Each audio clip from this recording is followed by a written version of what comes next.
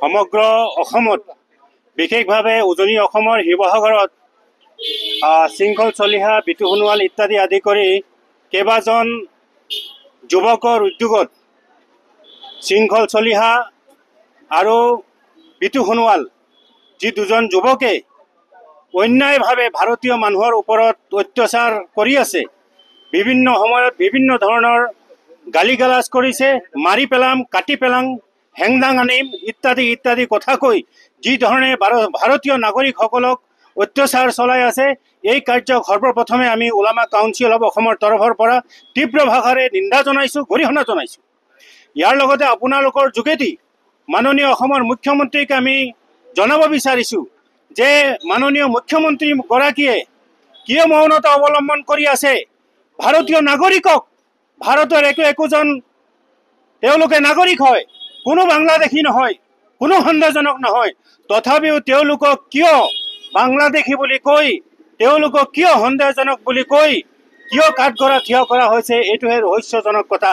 গতিকে আমি মাননীয় মুখ্যমন্ত্ৰী মহোদয়ক আমি অনুৰোধ জনাইছোঁ যে এই বিষয়টো অতি শীঘ্ৰে উপশম হোৱাকৈ মুখ্যমন্ত্ৰীয়ে ব্যৱস্থা গ্ৰহণ কৰিব লাগে।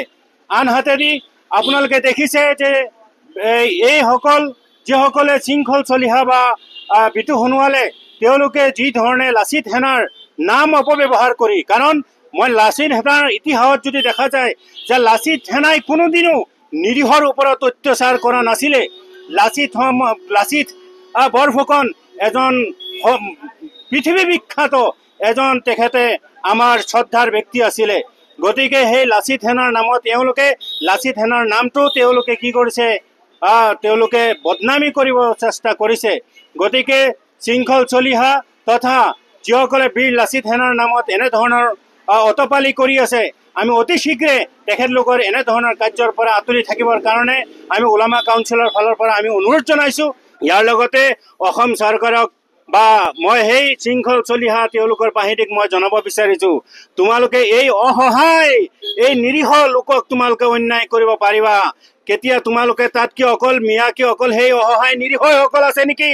তাত অকল নিঃসহায়সকল নাই, তাত এডিচিও কিন্তু মিয়া আছে, তাত কিন্তু থানাতো কিন্তু কোনোবা OC কিন্তু মিয়া আছে, কোনোবা টেট মাষ্টৰ তোমাৰ তাত কি আছে শিক্ষকতা কৰি আছে, কোনোবা এগ্ৰিকালচাৰত চাকৰি কৰি আছে, বিভিন্ন বিষয় বিভিন্ন বিভাগত তেওঁলোকে কাম কাজ কৰি আছে।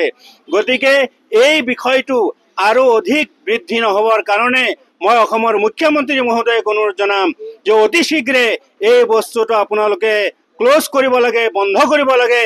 ভাৰতীয় নাগৰিকক দেশত শান্তি শৃংখলা বজাই ৰাখি কাম কৰিবলৈ দিব লাগে। ভাৰতীয় সংবিধানত উল্লেখ আছে যে ভাৰতৰ এগৰাকী নাগৰিকে ভাৰতৰ যিকোনো ৰাজ্যত, যিকোনো দেশত, যিকোনো স্থানত গৈ ৰাজ্যৰ যিকোনো জিলাত গৈ পেলাই তেওঁ স্বাধীনচিতীয়াভাৱে তেওঁ কাম কৰিব পাৰিব। গতিকে এইখিনি আপোনালোকৰ যোগেদি মুখ্যমন্ত্ৰীক আহ্বান জনাইছোঁ যে অতি শীঘ্ৰে এই বিষয়টো উপশম ঘটাব লাগে মাননীয় মুখ্যমন্ত্ৰী মহোদয়। আৰু আমি অখিল গগৈক আমি দেখা পাইছোঁ যে এই গোটেই খেলটো কিন্তু অখিল গগৈৰ সমষ্টিত হৈ আছে। ৰহস্যজনক ভূমিকা অখিল গগৈৰ, ৰহস্যজনক ভূমিকা। অখিল গগৈয়ে বিভিন্ন অঞ্চলত, মিয়া অঞ্চলত গৈ অখিল গগৈয়ে মিয়া অঞ্চলৰ প্ৰীতি ভোজন খাইছে, মিতিৰালি কৰিছে, ডাঙৰ ডাঙৰ সভা সমিতি পাতিছে।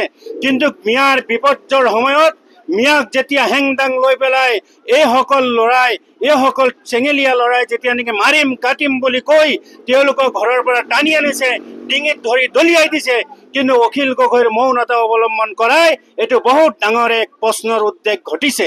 গতিকে আপোনালোকৰ যোগেদি আমি অখিল গগৈক জনাব বিচাৰিছোঁ, আপুনি যদি সঁচাকৈ আপুনি সংখ্যালঘুৰ দৰদী হয়, তেনেহ'লে আপুনি অহা দিনত আপুনি কালিৰ ভিতৰত শিৱসাগৰ DC অফিচৰ সন্মুখত আপুনি প্ৰতিবাদত বহক, আপুনি ধৰ্ণাত বহি যে ভাৰতীয় নাগৰিকক যিহেতু অত্যাচাৰ কৰি থকা হৈছে, ভাৰতীয় নাগৰিকৰ সুৰক্ষাৰ স্বাৰ্থত আপুনি কমচে কম আপুনি DC অফিচৰ সন্মুখত বহি আপুনি প্ৰতিবাদ কৰক।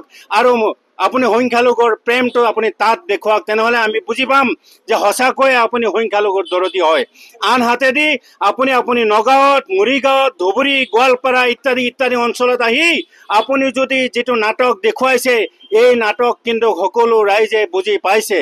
যদি আপুনি সঁচাকৈয়ে সংখ্যালঘুৰ দৰদী হয়, তেনেহ'লে সেই শিৱসাগৰত যিসকল যিসকলক নিচলা, অসহায়, দুখীয়া, একেবাৰে দুখীয়া শ্ৰেণীৰ মানুহ যিসকলে কাম কৰি আছে, তেওঁলোকৰ পক্ষত আপুনি আৱাজ বুলন্দ কৰিবলৈ মই অনুৰোধ জনাইছোঁ।